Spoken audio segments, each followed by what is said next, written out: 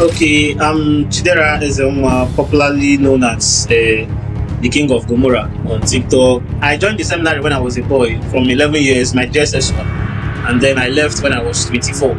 That is after my philosophy degree. So I became an atheist.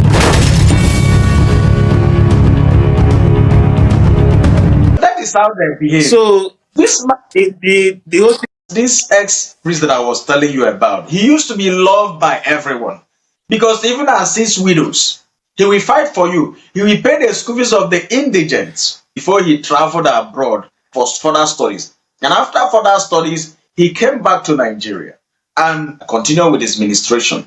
But eventually, when something happened that made him leave the priesthood, all those people that he's been fighting for, that he helped, due to this brainwashing or indoctrination into gullibility, some of them, or will I say most of them, turned against him. I stated that they knew that he was not that good. That most of these his kind gestures were just that he was using it to humanize and the rest of them. So that was the story that they came up with. So, but sometimes I do not blame some of us because this is as a result of a long time indoctrination. If you're a biology enthusiast, you understand what is called conditioning. When we were studying biology, they even use frog Yeah. as practical. They take a frog, put it inside a container, close the container. The frog or the toad will be struggling to come out of the container. After a long time, you go and open what you use to cover the container. You see that that toad or the frog rather may not be able to come out. It will be conditioned to living that way. So that's why I feel that humanism should also be part of our atheism. Because these people, when we teach them with love, they'll begin to realize that though we cannot, the religion has come to stay, we cannot totally erase belief. But what I think we may actualize is trying to educate people to understand that superstition, that some of these things, some of this energy they are putting in beliefs does not solve any problem.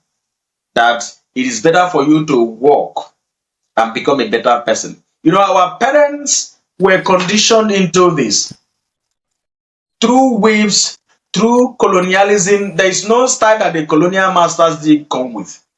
They came as mere missionaries. It's good that there were certain good things that they did, like opening hospitals, but those were just like birds. You know, all these fishermen they use birds in order to to hook the Mm-hmm. fishes. So they were just mere bird for fishing our mentality, our brain, to make to make our brain a mere water. Our brain don't turn to water, nothing. That was how they did it. So it started like that. After they converted our great grandparents down to our grandparents and up to now, they used indoctrination. They caught our parents, and our parents began to transmit it through corporal punishment. Sometimes when you refuse to practice some of these things, you can even be punished. And it's even worse in Islam. You see the way they brutalize children in Islam just because they failed to attend the mosque. So it is through brutal indoctrination, childhood indoctrination, that this belief system, this mantra of belief rather than action.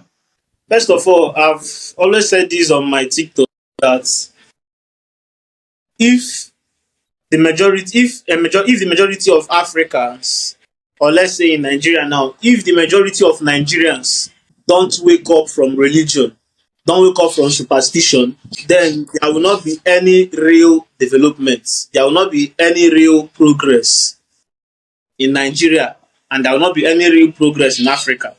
Because what is actually keeping us down is our beliefs, our belief systems are really messing us up.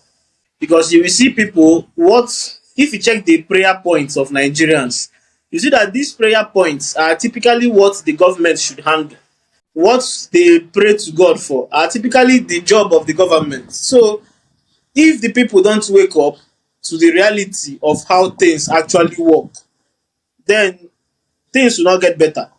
So there is a need for a massive awakening of everybody.